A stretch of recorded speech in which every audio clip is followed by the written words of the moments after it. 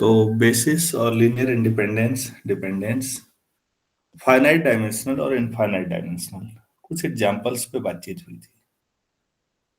और मैंने लास्ट में एक आपको क्वेश्चन दिया था, पता नहीं हो पाया या नहीं हो पाया, कि दुनिया की सारी पॉलिनोमियल्स का कलेक्शन ले लेते हैं तो हम लोग उसको ऐसे दिखाते हैं। एफ नॉर्मली 8 पॉलिनोमियल होती है तो हम लोग ऐसे लिखते हैं, small f it's equal to. तो पॉलिनोमियल के कलेक्शन के लिए ये सिंबल यूज होता है। तो क्या ये फाइनाइट डायमेंशनल है या इनफाइनाइट डायमेंशनल, और कैसे? शायद इस पे मैंने बातचीत तो की थी, प्रूफ नहीं बताया था। ये आप लोगों से हो गया था या बताने की जरूरत है?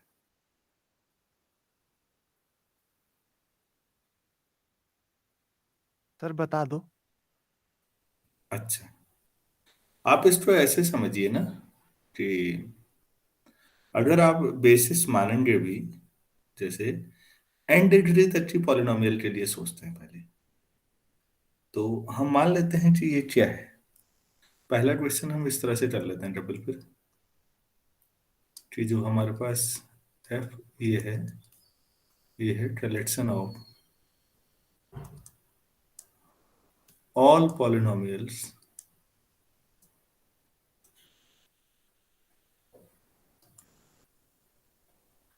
Of degree up to n over R S C. तो आर ही मान लेते हैं, चलिए आर फॉर रियल नंबर ये है। तो प्रूव दैट डायमेंशन, अगर ये वेक्टर स्पेस है पहली बात तो, और इसका डायमेंशन कितना होगा, n+1। तो इसके लिए कुछ नहीं करना, सारे पॉलिनोमियल एंड डिग्री तक की पॉलिनोमियल हैं तो उनका कलेक्शन वेक्टर स्पेस होता है। ये मैं पहले भी बता चुका हूं। केवल सारी की सारी पॉलिनोमियल एंड डिग्री की ही होती तो ये वेक्टर स्पेस होता या नहीं होता? तो नहीं होता। हाँ, नहीं होता। ये बात सभी लोगों को क्लियर होगी? Yes sir. तो देखिए प्लीज, ये आपके पास एक सेट है, ये भी पॉलिनोमियल ही है सभी। पहले को एक्स की पावर 0 ले सकते हैं, फिर एक्स की पावर 1 2 3, ये भी पॉलिनोमियल है। और इनसे कोई भी पॉलिनोमियल एन डिग्री तक की आसानी से बनाई जा सकती है, वो इन्हीं के लीनियर कॉम्बिनेशन से होगी। और क्या ये लीनियरली इंडिपेंडेंट है? Yes sir. अगर आप ये सोचें कि इनके साथ कोई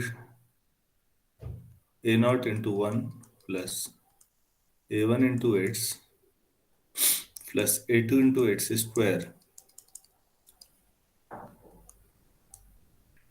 x² an अगर आप इसे 0 करेंगे तो आपको ये लिखना पड़ेगा 0 × 1 प्लस 0 × x प्लस 0 x⁴n। तो आप कंपेयर कर लीजिए, तो सारे के सारे कोफिशिएंट 0 आ जाएंगे। या और सरल शब्दों में समझें तो ऐसा तो कोई चांस है नहीं कि कोई दो टर्म कैंसिल हो जाएंगी आपस में। हर एक में एक्स की डिफरेंट पावर है, तो 0 होने का एक ही चॉइस है फिर, जब सारे कोफिशिएंट 0 और सारे कोफिशिएंट 0 हैं इस लीनियर कॉम्बिनेशन में, तो ये ऑब्वियस है कि ये लीनियरली इंडिपेंडेंट है। तो बेसिस बनने की पहली शर्त तो इसने पूरी की है। बाकी इनके लीनियर कॉम्बिनेशन से आपको जो भी कलेक्शन मिलेगा, एलएस जब आप करेंगे, लीनियर स्पैन जिसको हम बोलते हैं, तो आप खुद ही समझिए कि इसी तरह की पॉलिनोमियल मिलेंगी। ये एन डिग्री तक की होंगी, अगर जिसमें ए एन 0 होगा, n-1 भी आ जाएंगी, सभी आ जाएंगी इसमें। कांस्टेंट पॉलिनोमियल से लेके एन डिग्री तक की दुनिया में जितनी पॉलिनोमियल हो सकती हैं ओवर आर, वो सब इसमें आ जाएंगी। तो ये बेसिस हुआ या नहीं हुआ, सोचिएगा। Yes sir sir. होगा बेसिस। ठीक। अब ये बेसिस है तो बेसिस में कितने एलिमेंट हैं? x⁴ 0 से n तक सोच लो बच्चों। एक्स टी पावर 1 से n तक n हो गए, 0 से n तक है तो n+1 हो गया। तो सीधे सीधे हो गया कि n+1 डायमेंशन का वेक्टर स्पेस है n डिग्री तक की पॉलिनोमियल का कलेक्शन। इसमें माइनर गलतियां करते हैं बच्चे, और हड़बड़ाहट में n ही मार आते हैं वहां पर तो कभी, क्योंकि ऑप्शन n, n+1, n-1 ऐसा दिया होगा या इनफाइनाइट। मैं सभी लोगों को समझा पाया? Yes Yes, sir. sir. किसी बच्चे को अरबी भी नहीं आता है तो निसंकोच बोलिएगा प्लीज कि मुझे नहीं समझ में आया। ये लाइन जो मैंने अंडरलाइन की, इस पे ध्यान दीजिएगा। आप लोग जो स्टूडेंट बाद में ज्वाइन कर रहे हैं, आप लोगों से रिक्वेस्ट है प्लीज कि 7:30 बजे का मतलब 7:30 बजे, थोड़ा टाइम का ध्यान रखिएगा। अब अगर मैं इसमें ये अप टू डिग्री n हटा दूं और अब दोबारा सवाल पूछ लूं, तो अभी मैं दोबारा लिख रहा हूं इसी को, और वही सारे शब्द हैं, कलेक्शन ऑफ ऑल पॉलिनोमियल्स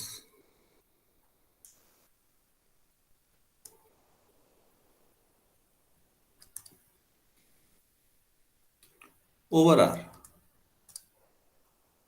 तो अब इसका बेसिस आप ये समझिएगा कि अब बेसिस का लास्ट एलिमेंट जैसे आपने ऊपर लिखा था अभी लिखना संभव नहीं है।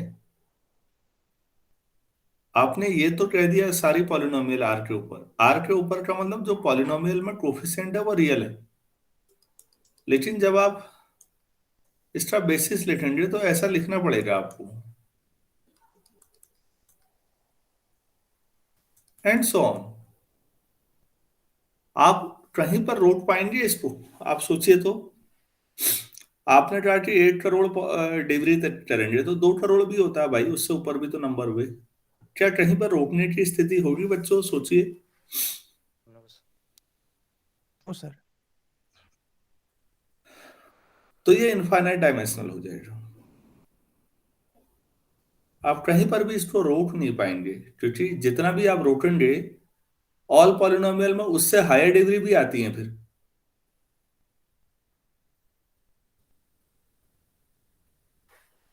अरे भाई मैं समझा पा रहा हूँ नहीं समझा पा रहा हूँ इन दोनों में अंतर? Yes sir. हाँ, तो प्लीज दोनों की लैंग्वेज पे गड़बड़ मत करिएगा। एग्जाम में जब भी सवाल आएगा, ऊपर वाले फाइनाइट डायमेंशनल है और वहां नीचे वाला इनफाइनाइट डायमेंशनल है। चाहे ओवर आर करें, चाहे ओवर सी कर दें, क्यू कर दें, जो फील्ड है मतलब इनफाइनाइट फील्ड। अब अगर फील्ड इनफाइनाइट ना हो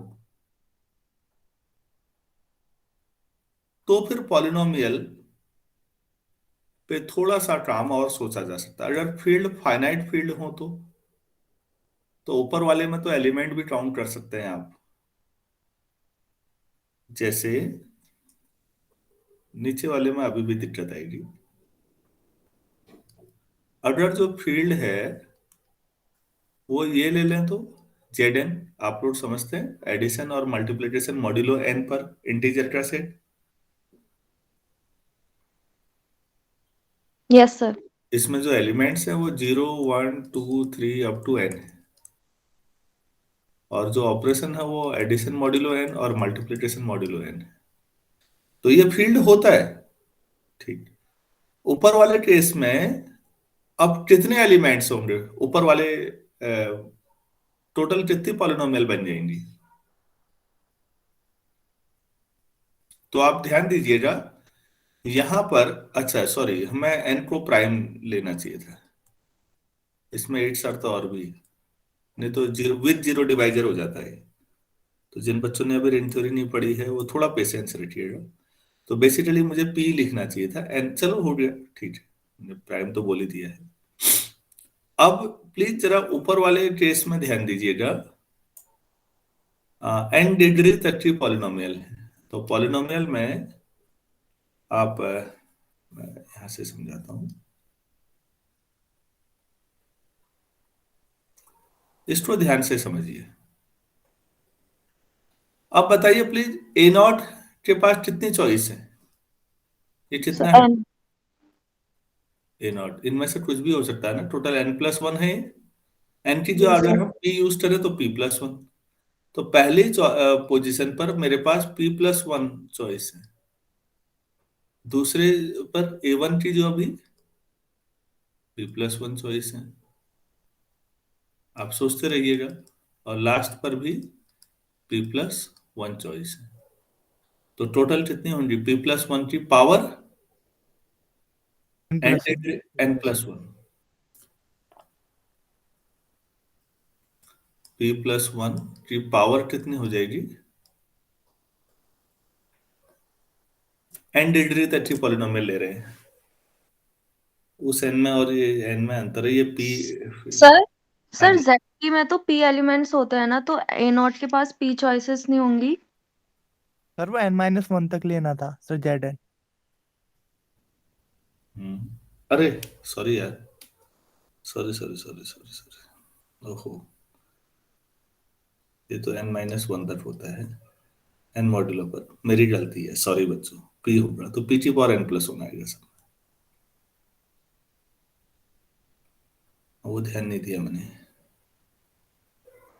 वो ध्यान नहीं है कि एलिमेंट जब मॉड्यूलो n ले रहा हूं तो रिमाइंडर तो n-1 तक आएगा। हाँ, टोटल n या p कह लो तो पी की पावर n+1 होती है। तो फाइनाइट फील्ड में इस तरह से काम कर सकते हैं। तो ये दो वेक्टर स्पेस हमने यहां पर समझे, एक फाइनाइट डायमेंशनल, एक इनफाइनाइट डायमेंशनल।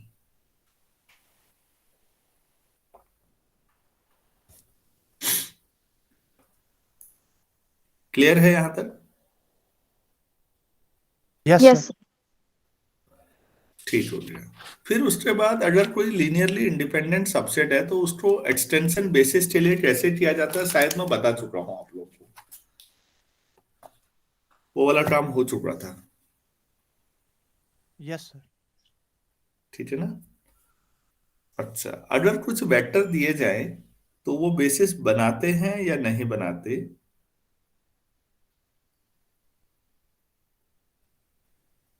इस पे बातचीत, इस पे सवाल कराने की जरूरत है या नहीं है? जो लोग पहली बार पढ़ रहे हैं वो जवाब दीजिएगा। सर एक दो एग्जांपल करा दो. Yes sir. अच्छा, चलिए ठीक है। तो जैसे क्वेश्चन है मेरे पास, छोटा सा आसान सा सवाल है, और ये आप लोग महसूस करेंगे कि सब मैट्रिसेस का खेल है। Test weather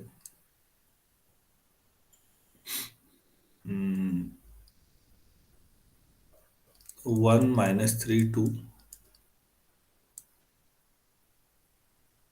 2 4 1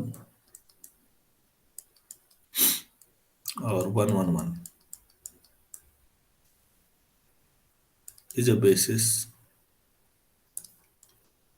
of R3। R3 over R ही हुआ, मतलब क्या बेसिस होगा, तो ये देखना है। तो इसके लिए सबसे पहला लीनियर इंडिपेंडेंस, तो let a times 1 - 3 2 plus b times 2 4 1 c times 1 1 1 equal to 0। आप करेंगे तो a+2b प्लस c पहला एलिमेंट आ जाएगा, -3a plus 4b plus c दूसरा आ जाएगा, 2a plus b plus c तीसरा आ जाएगा। और राइट साइड में जीरो का मतलब, R3 में जीरो का मतलब यही होता है, 0, 0, 0। आप कंपेयर करेंगे, होमोजेनियस सिस्टम ऑफ इक्वेशंस मिल जाएगा आपको तीन। a+2b plus c equal to 0, -3a plus 4b plus c equal to 0, और 2a plus b plus c equal to 0। Coefficient matrix है, उसकी रैंक निकालेंगे। कोफिशिएंट मैट्रिक्स 1 to 1,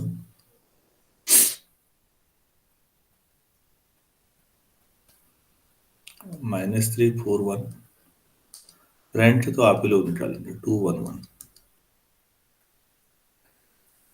जल्दी से बता दीजिए। रेंट के तो बहुत कई सारे तरीके हैं, लेकिन सबसे ज्यादा यूजफुल मैंने बता रखा है, कौन सा?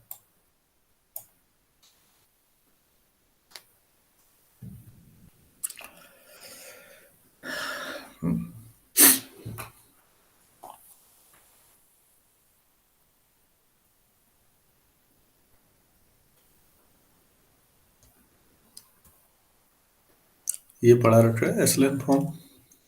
Sir rank 3। Yes sir. तो यही मेथड यूज करिएगा आप लोग। आप में से कई बच्चे ऐसे हैं जिनके पास लोकल पब्लिशर की किताबें हैं, वो लोग इक्वेशन सॉल्व कर रहे होते हैं, आप उन्हें देख के कभी इंस्पायर मत होइएगा। आप सॉल्व करेंगे तो जीरो सॉल्यूशन के अलावा कुछ मिलेगा ही नहीं आपको कभी। तो वो तरीका मत अपनाइए, आप फंस जाएंगे उसमें। ये गलत अप्रोच है। हाँ जी। रैंक कितनी बताई? 3। 3। Number of unknowns? अननोन यहाँ पर आपके पास एबीसी है ना, यस सर। और 3 अननोन है, और 3 ही रैंक भी है, तो क्या होगा इसमें? Linearly independent. Sir so zero solution. So only zero solution is possible. तो केवल जीरो सॉल्यूशन ही पॉसिबल होगा, और जीरो सॉल्यूशन का मतलब ए जीरो और बी और सी भी जीरो, और एबीसी अगर जीरो है तो ये तीनों वेक्टर्स का कलेक्शन लीनियरली इंडिपेंडेंट है।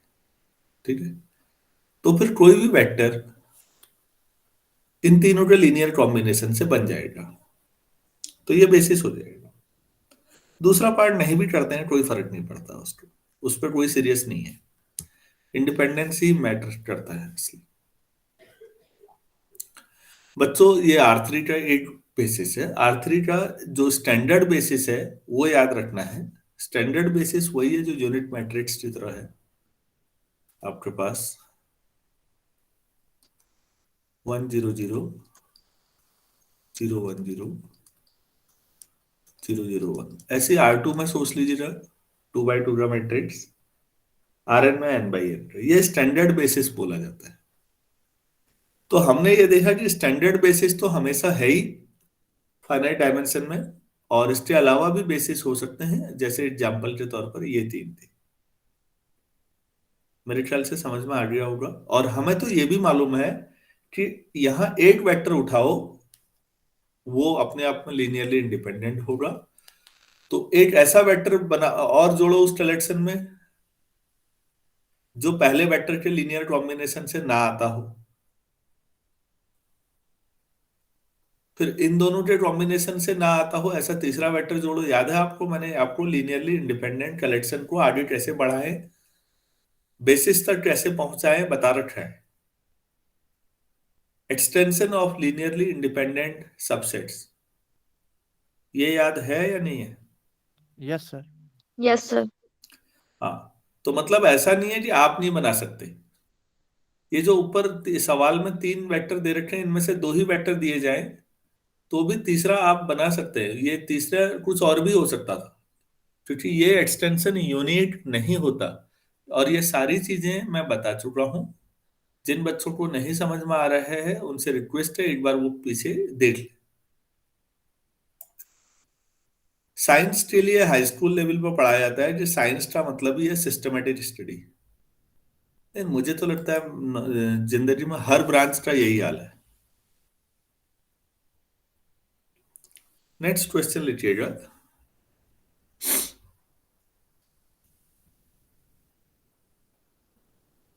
If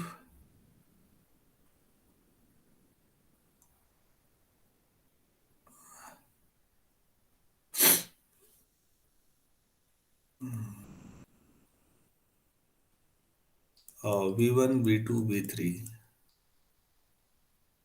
is a basis of R3, then prove that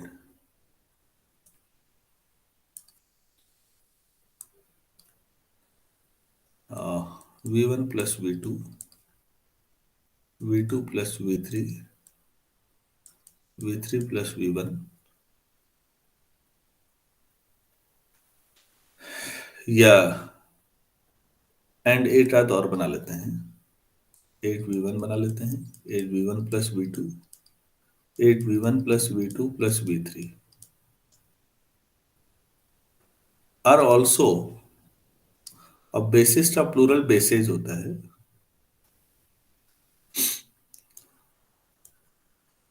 bases of R3, ये प्रूव करना है। और जब मैंने ये दो लिख दिए तो फिर आप इन जनरल भी सोचिएगा,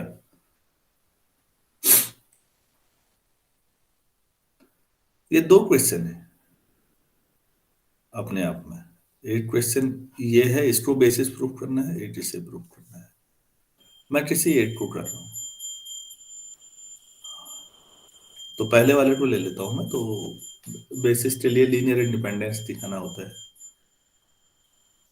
late a times v1 plus v2 plus b times v2 plus v3 c times v3 plus v1 equal to 0।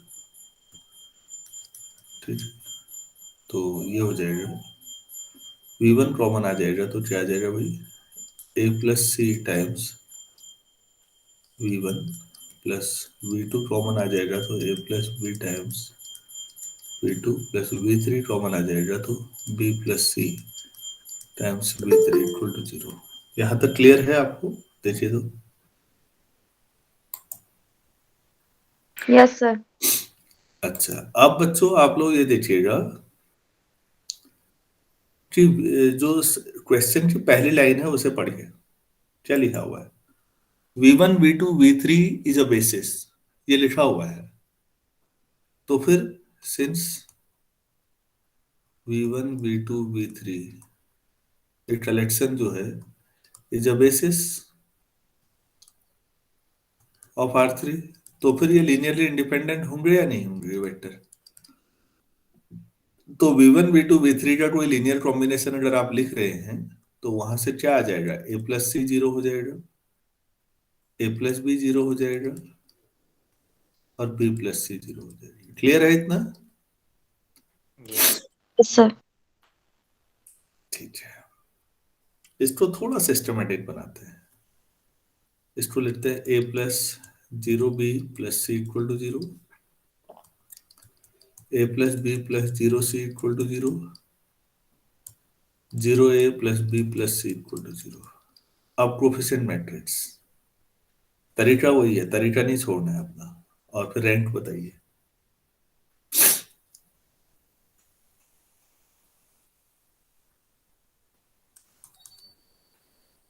101 110 011, इसकी रैंक कितनी होगी? 3। रैंक ऑफ ए3 है, नंबर ऑफ अननोन्स। ये इक्वेशन किन में है, एबीसी में है ना? तो फिर ओनली जीरो सॉल्यूशन होगा। तो फिर इसका मतलब ए 0 बी और सी भी 0। तो इक्वेशन 1 में जो वेक्टर हैं वो लीनियरली इंडिपेंडेंट हो गए या नहीं हो गए? Yes yes sir. This implies आपके जो वेक्टर थे v1 प्लस v2 थे, v2 प्लस v3 और v3 plus v1 are linearly independent vector. तो ये भी बेसिस बना देंगे।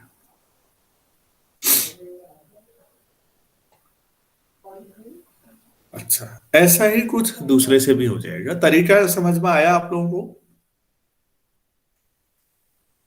Yes sir. Yes yes sir.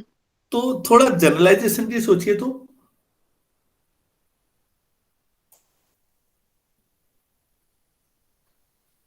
क्या कहना चाहिए हमें? क्वेश्चन देख के, और मैंने तो दो बना दिए सवाल, क्या मैं कुछ और भी बना सकता था? अगर मैं हिंट दे रहा हूं लेकिन मैं आंसर में चाहता हूं आप बताते, 2v1 minus 3v2 plus 7v3, 8v1 plus v2 plus V3, 5V1 minus 6V2 minus 9V3। मैं तो रैंडमली लिख रहा हूं। अगर V1 V2 V3 बेसिस है तो क्या ये भी बेसिस होगा जो मैंने लिखा है,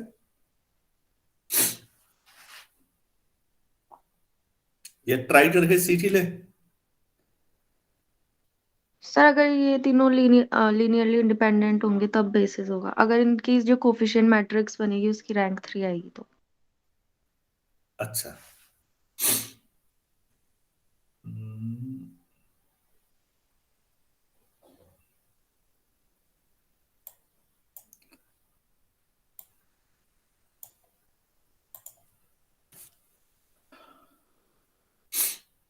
आएगी मेरे ख्याल से। ये टू चीजों में वन कर देता हूँ, थोड़ा कैलकुलेशन आसान हो जाए। कोफिशिएंट मैट्रिक्स देखते हैं। 1 -3 7 8 1 1 5 -6 -9, तो रैंडम है। रैंक पे काम कर सकते हैं कोई आप में से थोड़ा सा? मैं जनरलाइजेशन तक ले जाना चाहता हूं, लेकिन मैं आपके थ्रू ही ले जाना चाहता हूं। मैं एक लाइन में बोल सकता हूं नहीं तो।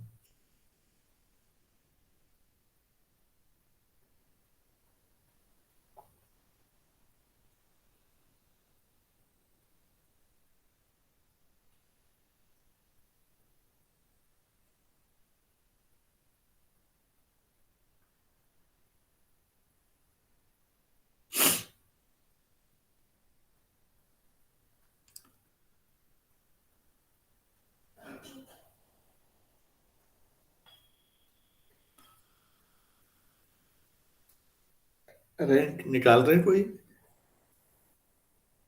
यस सर निकल रहा है। 3 है।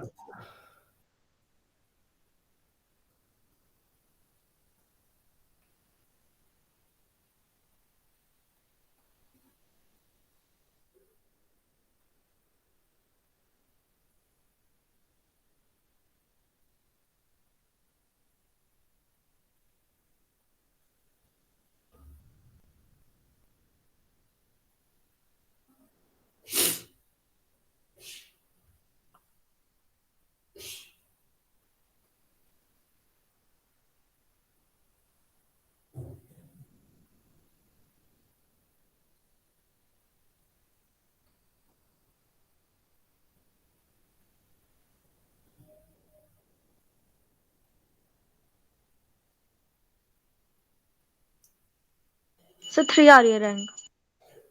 ठीक। ऑब्वियस है कि ये लीनियरली इंडिपेंडेंट है, तो ये भी बेसिस बना देंगे। अब मैंने, आपने भी देखा मैंने रैंडमली लिया बच्चों, तो मैं क्या कहना चाह रहा हूं?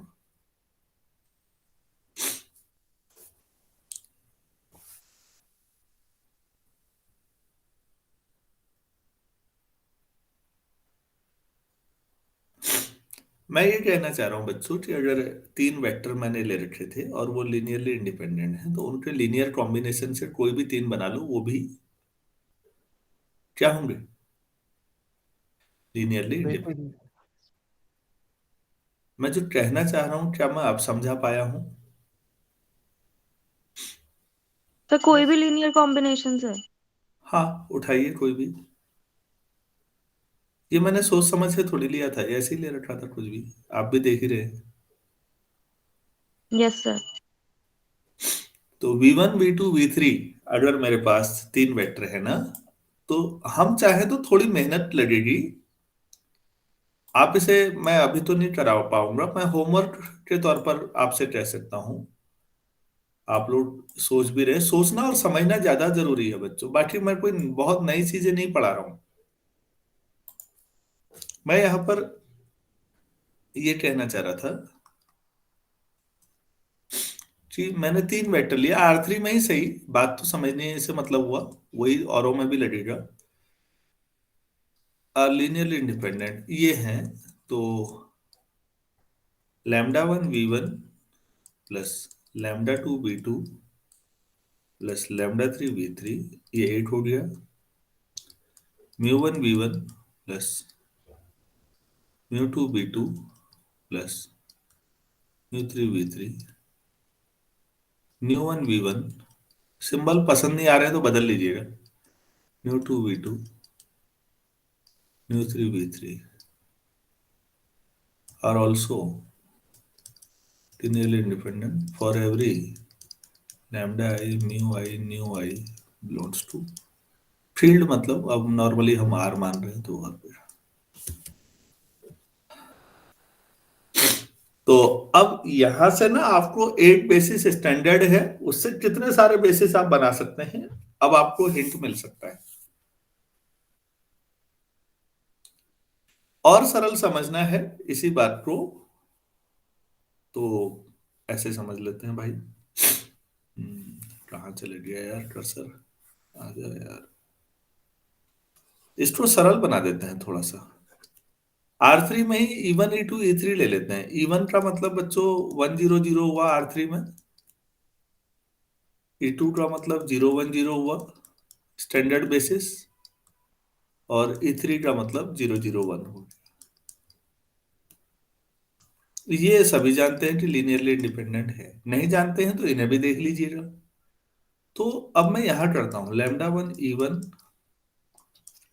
λ2 E2 plus λ3 E3 μ1 E1 plus μ2 E2। ये चेक करना आपके लिए इजी होना चाहिए। μ3 क्या छूट गया E3, μ1 E1 μ2 E2 μ3 E3 are also linearly independent। इसको चेक किया जा सकता है क्या दीदी? ये तो आसान होना चाहिए फिर। अब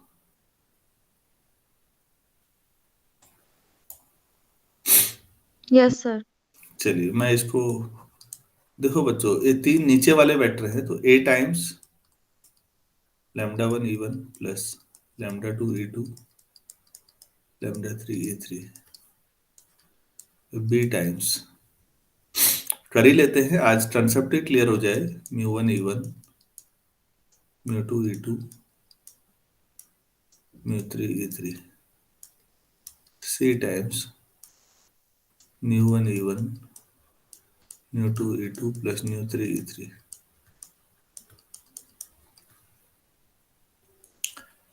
तो E1 का कोफिशिएंट लेते हैं a λ1 plus b μ1 c μ1 times E1 a λ2 b μ2। Actually ये बुक में तो कहीं है नहीं, ये मैं सोच रहा हूं कि ऐसा होना चाहिए। बुक्स तो कॉमन ही होती है सब जगह, उन्होंने लिखा नहीं है ऐसा कहीं। a λ3 plus b μ3 c μ3 E3 equal to 0। अब E1 E2 E3 तो लीनियरली इंडिपेंडेंट है, तो यहां से a λ1 plus b μ1 c μ1 equal to 0, a λ2 plus b μ2 c μ2 equal to 0, a λ3 b μ3 c μ3 equal to 0। तो कोफिशिएंट मैट्रिक्स क्या होगा? ये क्वेश्चन किन में है, एबीसी में? Yes sir. तो λ1 λ2 λ3 μ1 μ2 μ3 और μ1 μ2 μ3। अगर इस इन जनरल ले रहे हो आप तो ये डिटर्मिनेंट नॉन जीरो ही आएगा, नहीं आएगा? सोचिए तुम, एक खास परिस्थिति में ही जीरो आ पाएगा डिटर्मिनेंट।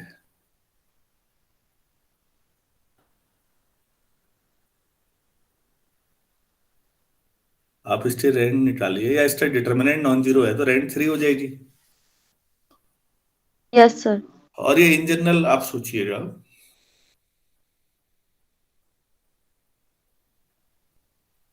आप डिफरेंट अगर ऐसा ले रहे हैं डिफरेंट कॉमन, अब तीनों में ही आपने λ1 λ2 λ3 ले लिया या उस टाइप का तो अलग बात है, वरना ये इन जनरल नॉन जीरो ही आएगा। भाई ये जीरो कब आएगा, पहले इस बात को समझिए। जब पहला कॉलम और दूसरा कॉलम, या पहला और तीसरा कॉलम, या दूसरा और तीसरा कॉलम आपस में क्या हो, बराबर होना, yes, तो जीरो कब आएगा। या कोई हमने एक रो या एक कॉलम जीरो कर दिया तब जीरो आएगा, बाकी जीरो क्यों आएगा ये। और ऐसा हम नहीं मान रहे, ऐसा करेंगे आप, ऐसा करने पे तो फिर सेंस ही बदल जाएगा आप। तो इन जनरल ये नॉन जीरो ही आना है। क्या मैं ये समझा पा रहा हूं आप लोगों को। Yes sir. हाँ, मतलब आप समझिए कि जीरो कब आएगा, जब पहला कॉलम के साथ दूसरा या तीसरा कॉलम आइडेंटिकल हो। ऐसा आप क्यों लेंगे, ऐसे में तो आप खुद ही कह देंगे हाँ डिपेंडेंट हो जाएगा अब तो। अगर आप इन जनरल डिफरेंट ऐसा ले रहे हैं तो ये फिर लीनियरली इंडिपेंडेंट कॉम्बिनेशन ही है। तो इसलिए मैं कह रहा था कि अगर आपके पास बेसिस बन गया ना, तो फिर स्टैंडर्ड बेसिस से नए नए टाइप के बेसिस मन मर्जी बना सकते हैं आप। जो मैं समझाना चाह रहा था वो सबको क्लियर हो पाया। सवाल छोटा सा लिया था मैंने। Yes sir. Yes sir. सवाल बहुत छोटा सा था ये। और ये अधिकतर लोग पढ़ते चलते हैं इसको मशीन की तरह, कि तीन वेक्टर ले लिए, तीन चार जो भी है, और कहा कि अब इससे नया बेसिस डेवलप करो। अच्छा, मैं एक सवाल और कराना चाहूंगा आप लोगों को। लीनियर में बच्चों ऐसा कोई बहुत टफ काम नहीं होता, बहुत आसान ब्रांच है, बहुत कंफर्टेबल ब्रांच है, आप चीजें मेंटेन कर सकते हैं तो। अच्छा, मैं क्वेश्चन ले रहा हूँ, चलो बहुत छोटा सवाल जानबूझ के ले रहा हूँ, पहले भी बता चुका हूँ। एक्सटेंड एस है, उसमें एक ही वेक्टर है 1 1 0, चलो, to form two different bases of R3। एक बार रिकॉल ही सही, different bases of R3। R3 के दो बेसिस बनाइए इसको।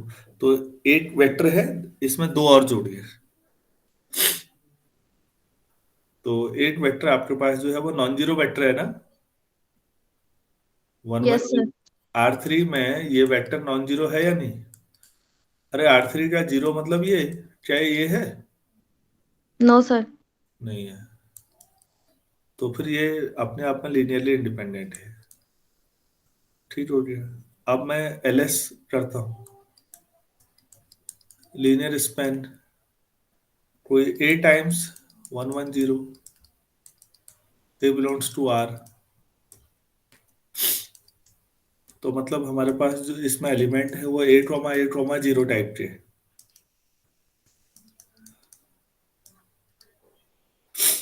तो बेसिकली बच्चों आप ध्यान से समझिए, 3D अगर थोड़ा सा आपने पढ़ी हो तो ये पॉइंट XY प्लेन में है, क्योंकि जेड कोऑर्डिनेट 0 है।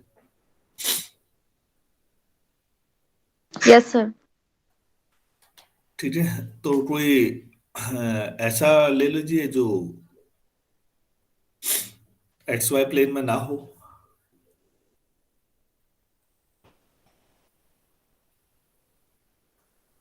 मैं इस बात को लिखा देता हूँ, all points of LS lie on XY plane, so we take a point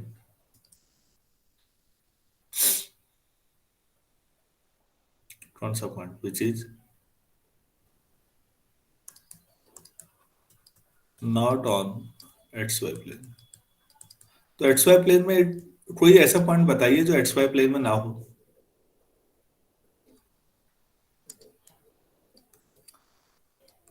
अरे बताओ यार। सर 2 3 4। चलो जी, 2 3 4, बढ़िया, लो हो गया। अब आप लोग सभी समझ रहे होंगे कि 2 3 4 तो रैंडमली बोला गया है, जेड कोऑर्डिनेट 0 नहीं होना चाहिए, बाकी कुछ भी ले लो। आप 0 0 4 भी लेते तब भी चल जाता। चलो, अब ये हो गया। अभी आपके पास S1 आ गया, और ये लीनियरली इंडिपेंडेंट है, आप चाहे तो चेक कर लें। मैं चेक करने के मूड में नहीं हूँ, आपका मन हो रहा है तो कर लो भाई चेक, कोई दिक्कत नहीं है, लीनियर सर इंडिपेंडेंट। इसको तो डायरेक्टली भी चेक कर सकते हैं, one is not a linear multiple of other. हाँ हाँ, अब ठीक है, वो बच्चों को जिसको जितना समझ आ जाए ना, तो S1 इज लीनियरली डिपेंडेंट, आप चेक कर सकते हैं चाहे तो, जिसका मन हो रहा है। अब LS1 कर लीजिए, तो A times 110, B times 234, such that A and B are real numbers। तो आपके पास ये हो जाएगा A+2B, A+3B और 4B, ए और बी और रियल नंबर है।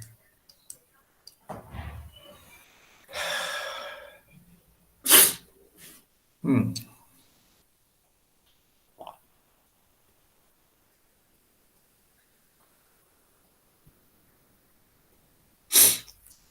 कोई और सोचे तो।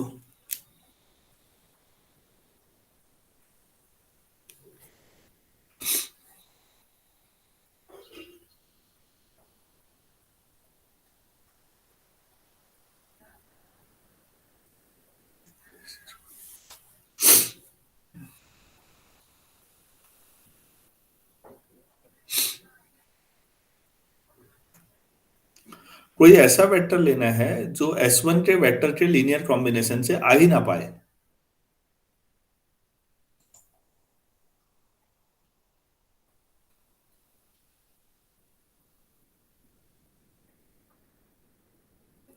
क्या आप इसमें तो कोई वेक्टर 0, 0, 1 ऐसे रेंडमली सोच रहा हूं, क्या LS1 में सोच सकते हैं? Yes sir. कैसे सोचोगे? अगर 0 पहला है तो A+2 भी 0 हो जाएगा। एक मिनट, हो भी सकता है यार, रुको। पहला 0 होने का मतलब A+2 भी 0, दूसरा भी 0 तो A+3 भी 0, और तीसरा 1 होने का मतलब 4B 1, 4B 1 में B 1/4। अब B 1/4 रखें पहले में, तो A कितना आएगा? -हाफ। अब B 1/4 इसमें रखे तो दूसरे में A कितना आ जाएगा? -3/4। हाँ सही हो गया। अब A की तो दो वैल्यू आ गई, किसको मानोगे? तो ऐसा लीनियर सिस्टम एग्जिस्ट नहीं करेगा ना। इसका मतलब है इनके लीनियर कॉम्बिनेशन से 0, 0, 1 नहीं आ सकता। कोई ऐसा वेक्टर सोचना है जो लीनियर कॉम्बिनेशन से ना आ सके। तो आसान सा मैंने सोचा कि अगर 0 रखते हैं तो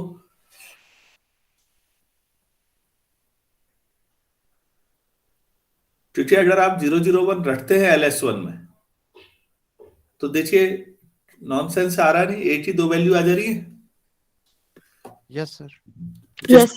हाँ, किसको मानोगे और किसको क्यों नहीं मानोगे?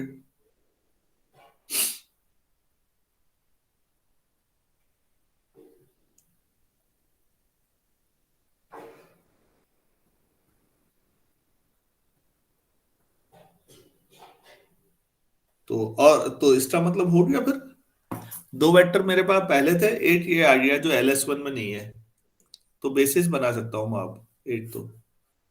So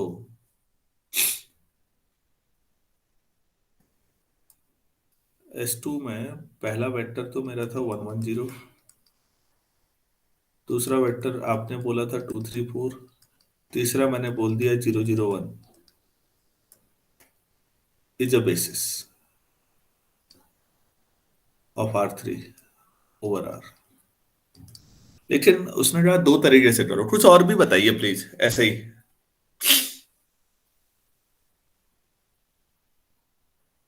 sir 110 101। 101। अच्छा 101, आप कहना चाह रहे हैं कि ये LS1 में नहीं है? रफ में देख लेते हैं। अगर इसको LS1 में रखें हम तो A+2B 1 आ जाएगा, A+3B 0 आ जाएगा और 4B 1 आ जाएगा। 4B 1 आने पे B 1/4 हो जाएगा। B 1/4 रखने पे A की दो डिफरेंट वैल्यू आ जाएंगी। हो रहा है ना ऐसा? Yes sir. हाँ ठीक है फिर।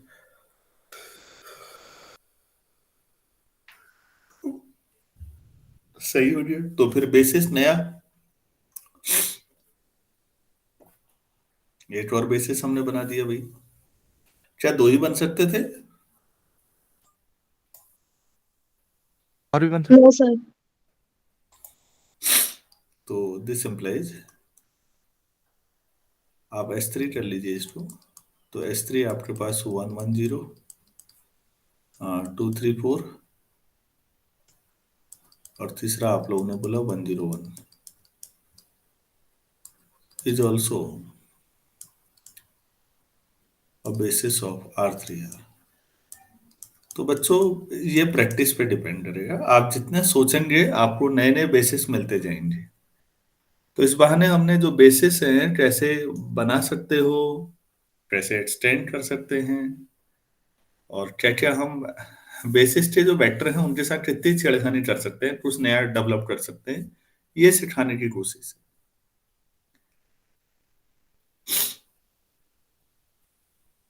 ठीक हो गया। यहाँ तक कोई डाउट तो मेरे ख्याल से होगा नहीं, इतना ही करते हैं फिर।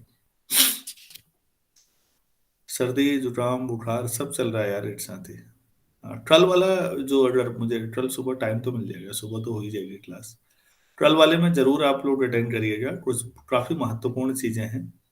रॉन्स्टियन के बारे में थोड़ा सा बताना है ताकि आप लीनियर इंडिपेंडेंस थोड़ा और बेहतर समझें।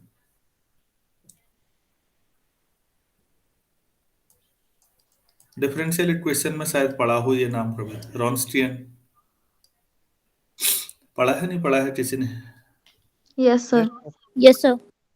हाँ तो हम लोग यहाँ पर भी बात करेंगे थोड़ा सा, और लीनियर इंडिपेंडेंस के अपने लेवल को थोड़ा सा एक्सटेंड करेंगे कुछ चीजों को। ठीक है, अभी इतना ही करते हैं, फिर थोड़ी देर में नंबर थ्योरी पढ़नी है। Thank you.